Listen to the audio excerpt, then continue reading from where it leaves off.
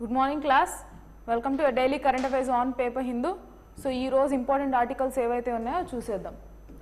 Right. So monsoon session jarugutundi kabatti ఏవేవి important bills pass చేశారు ఇవన్నీ కూడా ఇంపార్టెంటే. రైట్. ఈ ఎన్ఫోర్స్మెంట్ డైరెక్టరేట్ గురించి మనం ఆల్రెడీ డిస్కస్ చేసుకున్నాం. సోఫార్ ఈయన మిశ్రా అనే ఆయన్ని ఇప్పటికి 3 times ఎక్స్టెన్షన్ చేశారు. సో సుప్రీంకోర్టు ఏం చెప్పిందంటే ఇమీడియట్గా అతన్ని రిలీజ్ చేసేసేయండి అని చెప్పింది. కానీ ఇప్పుడు ఏం చేశారు, ఓకే తన టర్మ్ అయ్యే వరకు okay let him continue, but we will not encourage for further re-extension అని చెప్పి క్లియర్గా మెన్షన్ చేసింది. We already discussed what is the constraint, what are the considering criteria, ఎందుకు ఎక్స్టెండ్ చేస్తారు ఇవన్నీ ఆల్రెడీ చూసాం. So I'm not going to repeat that again. Right, అది update. So we have discussed. So apart from that we will see some other articles. So present monsoon ఎక్కువ వర్షపాతం ఎక్కువ నమోదవుతుంది కాబట్టి ఎక్కువ చోట్ల ఫ్లడింగ్ అనే సిచ్యువేషన్స్ కనబడుతుంది. ఆంధ్రాలో కూడా కనబడుతుంది. సో ఒడిస్సా నుంచి తమిళనాడు నుంచి ఎస్డిఆర్ఎఫ్ ట్రూప్స్ ఉంటారు కదా, వాళ్ళని మన ఆంధ్రాలోకి రప్పించుకున్నాం. అది కూడా one of the articles. So పెద్దగా ఏమీ లేదు కాబట్టి నేను అదొక విషయం చెప్తున్నాను, అప్డేట్ అంతే. నెక్స్ట్, ఎయిడ్ అండర్ విదేశీ విద్యా దీవెన రిలీజ్డ్.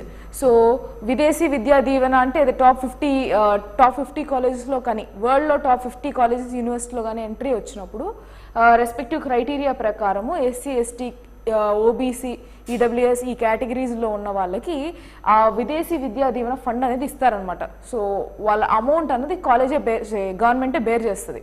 ఓకే, సో ఆ ఒక్క ఫండ్ అనేది డిస్బర్స్ చేశారనమాట. So we'll see the article. The Andhra Pradesh government has released, so ఇది మన ఆంధ్రాది స్కీమ్ విదేశీ విద్యా దీవెన.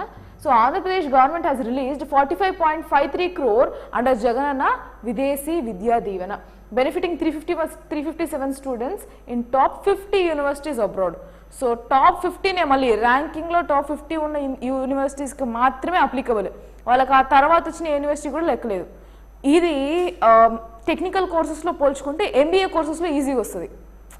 So ఇది one of the loophole అనమాట. So if a particular person is opting for something like management courses, వీళ్ళకి ఈ particular scheme అనేది ఈజీగా లభిస్తుంది. One of the things. Right, the amount will be credited into the bank accounts of the beneficiaries mothers. So మనకి అమ్మఒడి ఈ schemes అంతా కూడా mother యొక్క అకౌంట్కే పడుతుంది. సో సేమ్ విద్యా దీవెన కూడా ఎవరి అకౌంట్ పడుతుంది, విదేశీ విద్యా దీవెన మదర్ అకౌంట్కే పడుతుంది. Right, releasing the amount at his camp unless our students are supported with financial assistance to pursue higher education in top colleges universities, they can't become leaders. So education అనేది one of the highest priorities మన స్టేట్లో. Education welfare schemes అనేది మన priority చూసుకోవాలి అవి. And that to health schemes ఎక్కువ important. Health beneficiaries education related important. The scheme will help aspirants to become a global leader and they can become CEOs of top companies in the world. It is a boon to meritorious students of SC, ST, BC, minority and EBC students who wanted to study abroad. The parents of such students shall not fall into debt trap. The government hence is extending assistance to all eligible students under this particular scheme. Antena? So beneficiaries evaru different caste minorities, SC, ST, EBC, other minority క్లాసెస్లో ఉన్న వాళ్ళందరికీ eligibility. And ఎవరికి loan disbursement చేస్తారో top 50 యూనివర్సిటీస్లో వచ్చిన వాళ్ళకి మాత్రమే eligibility criteria. Right, so ఎంతవరకు ఫీ రియంబర్స్ చేస్తారో ఎస్సీ ఎస్టీ బీసీ వాళ్ళకైతే this is also very important అండి, I haven't highlighted but yeah 1.25 crore వరకు ఎస్సీ ఎస్టీ బీసీ మైనారిటీ వాళ్ళకి ఇస్తారు. Imagine on an average top most universities కనుక 1 crore ఉండొచ్చు. So 1.25 కూడా అవ్వచ్చు. But the maximum amount will be disbursed. So minimal fees మాత్రమే burden పడచ్చు వీళ్ళ మీద, టాప్ 50 కాలేజెస్ అంటే, టాప్ 50 యూనివర్సిటీస్ అంటే. అదే ఈబీసీ కేటగిరీ అయితే అదర్ బ్యాక్వర్డ్ క్లాసెస్ వాళ్ళకైతే 1 crore వరకు ఫండ్ అనేది రియంబర్స్ అవుతుంది. రైట్, గవర్నమెంట్ పే చేస్తుంది వాళ్ళకి. Right, so that is what about this particular article. Next,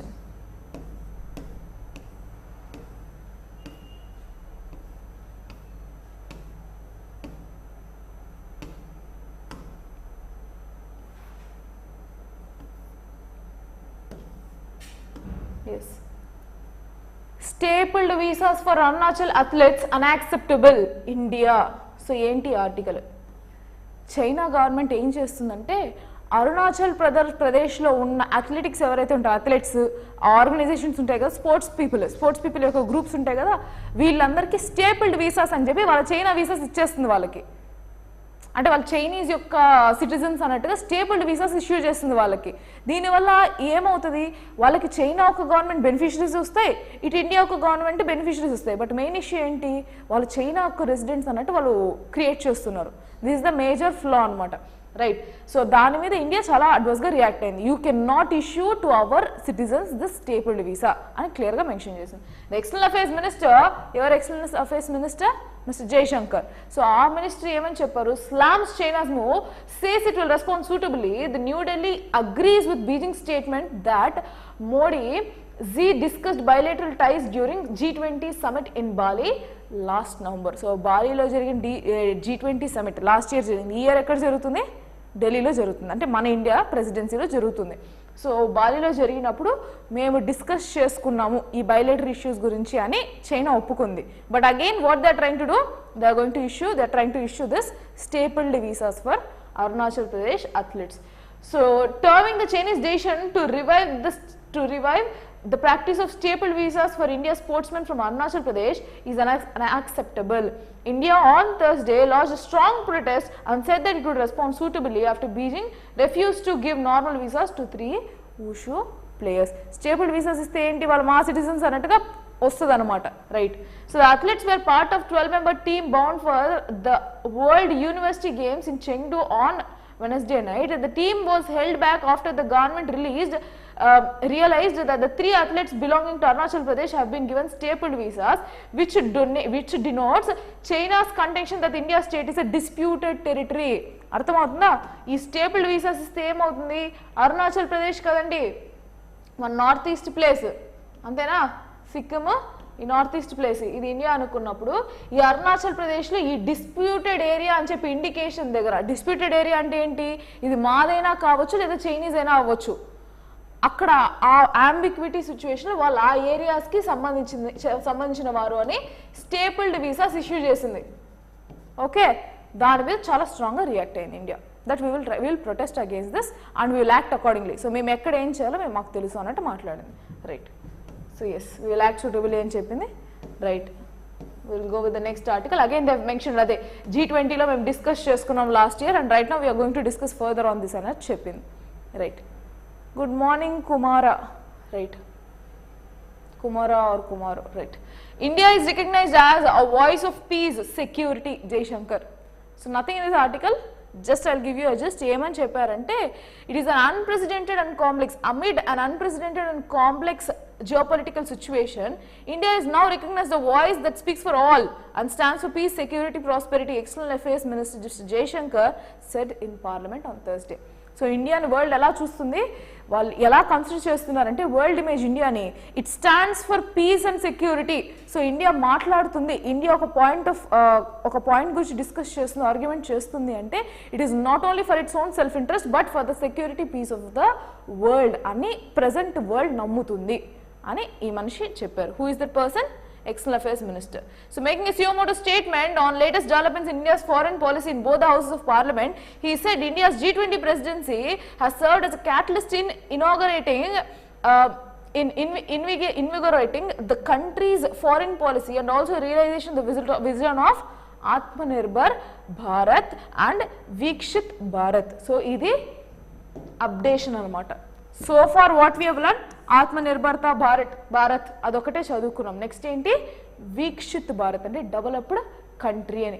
so right now what is our country status, economically we're still developing country. So మన further vision ఏముంది, Viksit Bharat. Okay, so which is in developed country, అది important అండి, right. So that is what he has mention, India will speak for everyone అని చెప్పింది, right. Next article.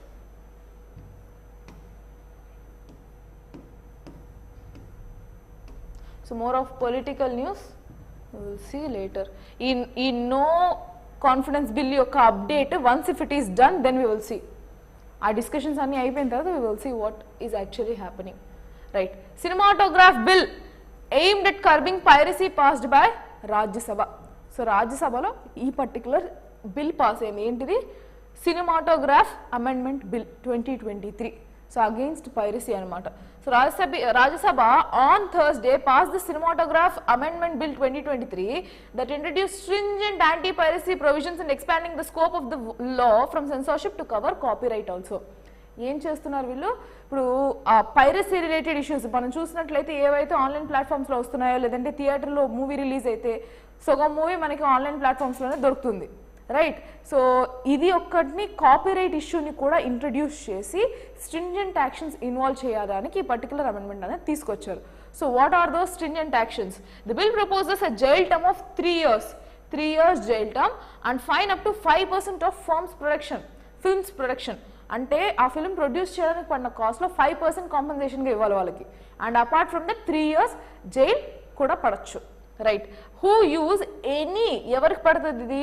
Who use any audio visual recording device in a place licence to exhibit films, అంటే థియేటర్లో ఎక్కడైతే place licence to exhibit films, అంటే థియేటరే కదా, theatre కానీ open theatres కానీ వేరెవర్ కొత్త మూవీస్ని లాంచ్ చేసినప్పుడు with the intention of making or transmitting an infringing copy of a film or trying to do so.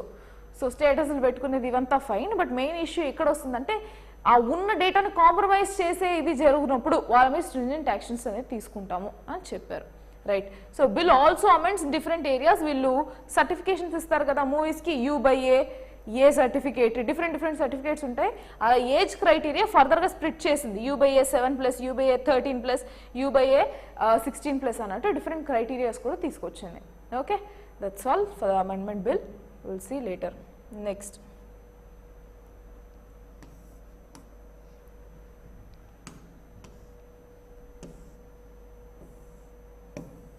So రీసెంట్గా ఒక ఆర్టికల్ డిస్కస్ చేసుకున్నాం దట్ గిగ్ వర్కర్స్కి ఫర్ ద ఫస్ట్ టైం ఒక state welfare ఇచ్చింది. What is the state? రీసెంట్గా చూసాం కదా, gig workers కోసం అని చెప్పి, వాళ్ళ రైట్స్, వాళ్ళ వెల్ఫేర్ కోసం అని చెప్పి ఒక స్కీమ్ బిల్ అనేది ఇంట్రడ్యూస్ చేసి పాస్ చేసింది వాళ్ళ ఒక స్టేట్ అసెంబ్లీలో. రాజస్థాన్ పాస్ చేసింది. సో ప్రజెంట్ ఏమైంది? గిగ్ వర్కర్స్ సీక్ మోడల్లో rights and social security.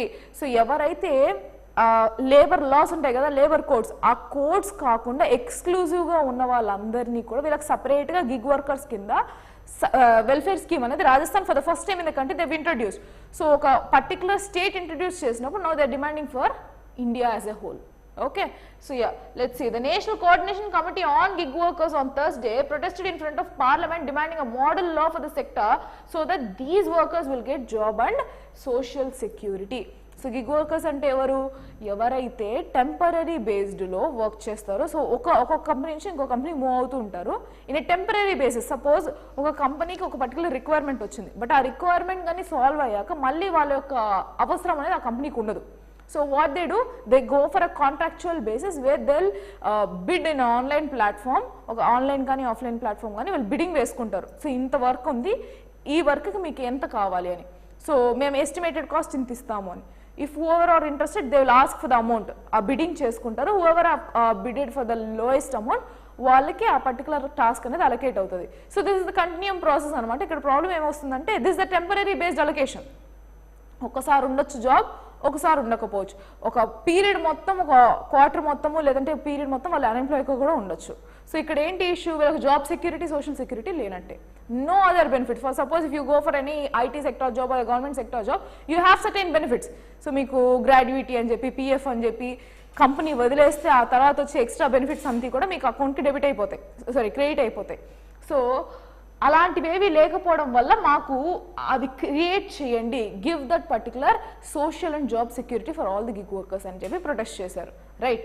So in there demand charter submitted to union labour ministry Bhupendra Yadav, the NCCGW said that the 12 million gig and platform workers are facing systematic exploitation, wage theft, illegal termination, mental torture and unfair labor practices at the hands of digital platforms. Main issue ఏమొస్తుందంటే వీళ్ళ దగ్గర నుంచి work చేసుకుంటారు, money ఇవ్వరు, లేదు ఎక్కువ work, first starting చెప్పే work తక్కువ ఉంటుంది, బట్ ఈ వర్క్ పూర్తి అయితే తప్ప నేను మనీ ఇవ్వను అంటారు. So again additional burden on this particular gig workers. On the other hand ఇంకొక ఇష్యూ కూడా ఉంది. In the name of gig working these people demand a lot and delay the work. Either ways issue ఉంది ప్లాట్ఫామ్లో. Digital ప్లాట్ఫామ్స్లో. So it is not only at the one particular end where there is exploitation or wage theft and all, and the other end even the company is also facing the same issue. వాళ్ళు work delay చేశారనుకోండి, అది high demand ఉన్న escalation issue అనుకోండి, again that is a matter of issue. So ఈ రెండింటిని resolve చేసుకోవడానికి government intervention అనేది it is a necessary thing right now. Okay, so ఎంతమంది ఉన్నారని చెప్పింది? 12 million gig and platform workers as of now in the country. That is another data. So these issues became unbearably severe during and after the COVID pandemic, while we were providing essential services day in day out to the country.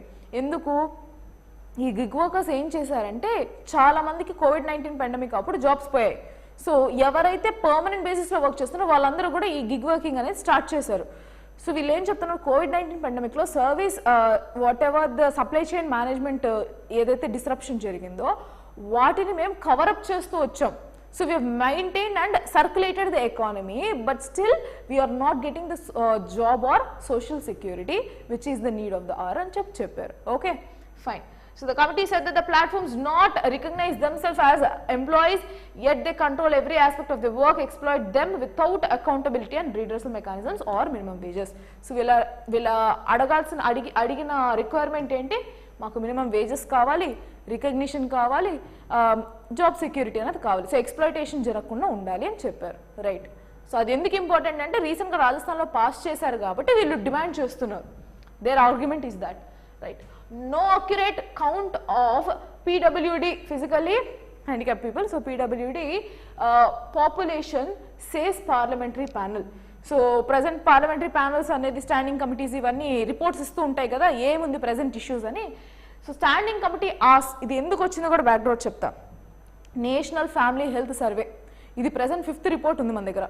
So next వచ్చే 6th రిపోర్ట్కి ఈ report ఏం చేస్తుంది అంటే, census ఎలాగనో వీళ్ళు కూడా population related aspects చెప్తారు. కానీ వీళ్ళు ఏవేవి ఏరియాస్ డీల్ చేస్తారంటే, కంట్రీలో మాల్ న్యూట్రిషన్ ఎంత ఉంది, డిజిటల్ డివైడ్ ఎంత ఉంది అంటే డిజిటల్ నాలెడ్జ్ లిటరసీ ఎంతమందికి ఉంది, రూరల్ ఎడ్యుకేషన్ ఎంత, అర్బన్ ఎడ్యుకేషన్ ఎంత, రూరల్ విమెన్, అర్బన్ విమెన్ ఎంత, like different areas of developmental aspects and women and children are given special focus అనమాట. ఇందులో వన్ ఆఫ్ ద కేటగిరీ వచ్చి ఈ డిఫరెంట్లీ ఏబుల్డ్ పర్సన్స్ గురించి కౌంట్ ఉంటుంది, దివ్యాంగ్జన్ కౌంట్ ఉంటుంది అనమాట. What is there current population in the country.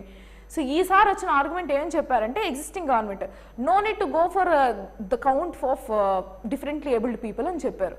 So present వాళ్ళ count అక్కర్లేదు, ఎందుకంటే రీసెంట్గానే వచ్చేసింది. సో నెక్స్ట్ 10 years కూడా సెన్సస్ టైంలో చేసుకోవచ్చు. Right now it is not a matter of requirement అని చెప్పింది.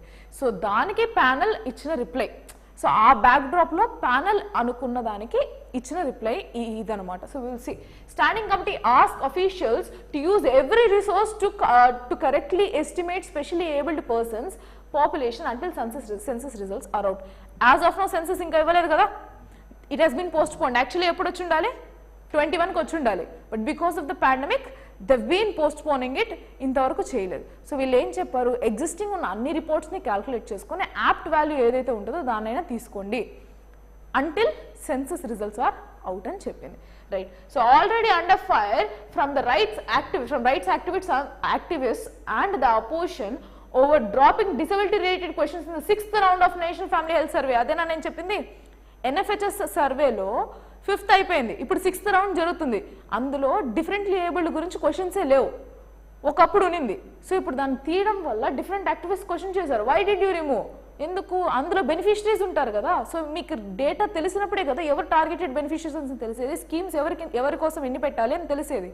So they was that the union government was on Thursday pulled up by the Parliamentary Standing Committee on Social Justice and Empowerment for failing to accurately estimate the population of persons with disabilities. So persons with disabilities యొక్క correct డేటాని ఇవ్వలేదు, they failed to accommodate అని చెప్పింది. So in this report on the action taken by the government on its recommendations made in March, the House panel headed by BJP, the leader, said that at least until the results of census 2021 were made available, the government ought to use every resource it has correctly estimate the population of PWDs in the country. So వీళ్ళు ఏం చెప్తున్నారు, so as of now we failed to introduce at least census వచ్చే వరకైనా సరే existing reports ఏవైతే ఉన్నాయో దాని based estimations కన్నా రండి. రైట్, అవి వాళ్ళు చెప్పిండేది. So this included collaborating with state governments and using data from surveys that are conducting consulting reports sensibility surveyors with the ministry of statistics. MoSPI యొక్క మినిస్ట్రీతో కన్సల్ట్ అయ్యి మీరు స్టేట్ వైజ్ డేటా ఏవైతే ఉన్నాయో, స్టాటిస్టిక్స్, రీసెంట్ రిలయబుల్ స్టాటిస్టిక్స్ ఏవైతే ఉన్నాయో గ్లోబల్గా అవి India వైజ్గా, స్టేట్ వైజ్గా డేటా తీసుకొని ఇండియా వైజ్గా ఇంటిగ్రేట్ చేయండి అని చెప్పింది. So that is about this article. Will move head. Right, next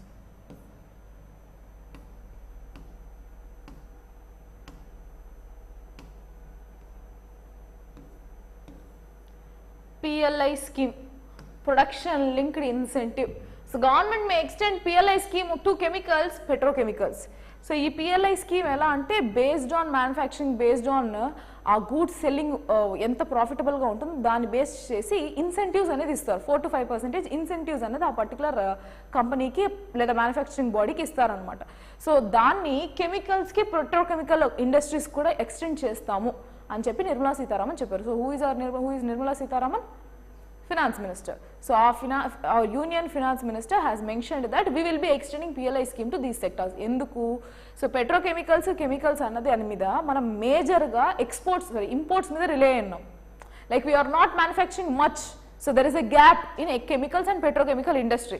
అదే కదా one of the issues. Even petrochemicals అని తీసుకున్నట్లయితే మనం రష్యా, ఉక్రెయిన్ మీద కదా మేజర్గా డిపెండ్ అయినాం. ప్రెసెంట్ రష్యా మీద డిపెండ్ అయినాం మేజర్గా. So earlier we use to depend more on Gulf countries. ఇప్పుడు కూడా గల్ఫ్ కంట్రీస్ కూడా one of the major exporters to our country. వాళ్ళ యొక్క పెట్రోలియం ప్రోడక్ట్స్ గురించి, క్రూడ్ ఆయిల్ ప్రోడక్ట్స్ గురించి. సో ఈమె ఏం చెప్పారంటే wear ever the areas chemicals కానీ, పెట్రోకెమికల్స్ కానీ, మ్యానుఫ్యాక్చరింగ్ కానీ మనకి ఇండియాలో చేయగలిగే సిచ్యువేషన్ ఉన్నప్పుడు let us manufacture in the country, don't depend much on the imports industry అని చెప్పింది. ఇంపోర్ట్స్ మీద ఎక్కువ డిపెండ్ అవ్వకండి. So large global investors like BASF, ADNOC, Rosneft and Aramco are looking for joint venture partnerships to invest in India. So వీళ్ళు large investors ఎవరైతే ఉన్నారో joint ventures కోసం వాళ్ళు వెయిట్ చేస్తున్నారు. అంటే ఎవరు? ఇక్కడ ఒక కంపెనీ ఏదో startup or something which is establish, దాంతోపాటు కలిపి వర్క్ చేయడానికి వీళ్ళు ఎంతూజియాస్టిక్గా ఉన్నారు.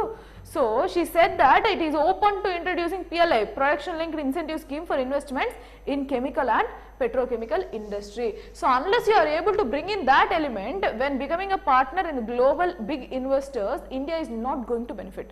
సో ఎప్పుడైతే మనం గ్లోబల్ పార్ట్నర్షిప్స్ని ఇక్కడ ఇంట్రడ్యూస్ చేయలేకపోతామో India is never going to be benefited. Economy అనేది రీవ్యాంప్ కాదు అని చెప్తుంది. So urging the industry to reduce its reliance on imports of chemicals that can be made in India. So ఏవైతే ఇండియాలో ప్రొడ్యూస్ చేయగలమో let us do it in India itself. Why to go with some other? అందుకోసం అని చెప్పి మేము production incentive scheme మీకు ఇస్తాం. ఆ స్కీమ్ ద్వారా మీకు ఇన్సెంటివ్స్ ఇస్తాం. సో ఇన్సెంటివ్స్ కోసమని మీరు వర్క్ చేయండి అని చెప్పింది. రైట్, చెప్పారు. So that is about this article.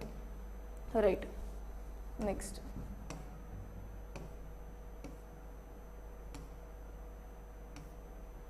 I think that's it for today. Let's check. ఈ ఆర్టికల్స్ ఏం పెద్ద ఇంపార్టెంట్ కాదు. We have one thing, solar energy capacity. So renewable energy గురించి రిలేటెడ్ ఏవి వచ్చినా సరే మనం తెలుసుకోవాల్సిందే. Solar energy capacity achieved by India against the target. ఎంత అచీవ్మెంట్ జరిగింది present? 70.1 or 70 gigawatts as of now we have achieved in solar.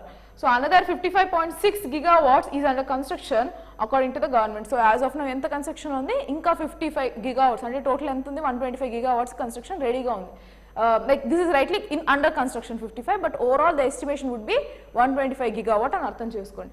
So in 22-23 the solar energy based generation was around 1,02,014.24 million units. The total power generated is around 16 lakhs million units in the country, including power imported from Bhutan.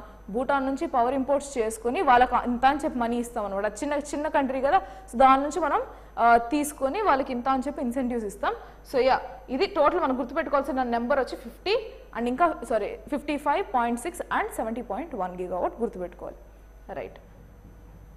So next Yamuna గురించి ఒక article వచ్చిందండి, Yamuna river గురించి. ఇది ఎందుకు discuss చేయలేదంటే present ఉన్న floods గురించి చెప్తుంది.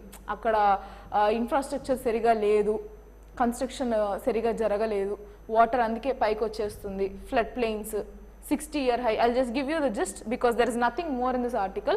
Fine. Battered by heavy rains. ఢిల్లీలో ఇప్పుడు ఇది చూసినట్లయితే తాజ్మహల్ నిండా నీళ్ళే చూడండి, యమునా రివర్ పొంగింది, తాజ్మహల్ దగ్గరే కదా ఉండేది Yamuna river. So yeah, battered by heavy rains the Yamuna looks slow sluggish swollen. Last week it has hit around 60-year high. 60 yearsలో ఎప్పుడు రాని విధంగా లెవెల్స్ రీచ్ అయిపోయింది అది. So through the elite neighborhoods built close to flood plains include civil lines, Rajghat and Supreme Court. So government ఒక bodies ఏవైతే ఉన్నాయో, Rajghat, civil lines, supreme court, ఈ public facilities అన్ని చోట్ల కూడా నిండిపోయింది అని చెప్పాలి, right. So causes experts argue that there is a haphazard construction activities, urbanization, lack of proper housing and tax regulations కాదు ట్యాక్స్ రెగ్యులేషన్స్. సో ఈ వల్ల ఇష్యూస్ వల్ల proper city management, proper city planning అనేది జరగలేదు అని చెప్తాను. That is a major failure for this leveling up of Yamuna. So Yamuna floodplain was designated as protected area free from construction in Delhi Master Plan of 1962. The Central Groundwater Authority in 2000 also notified the floodplains as protected for groundwater management. దీన్ని protected area గా designate చేశారు. Okay, that is what this article is about. So వాళ్ళు ఏం చెప్పారంటే give more priority for a planned city, అంతే. Okay, so that is about this article, nothing much. So yes, we'll meet again in tomorrow's session. Thank you.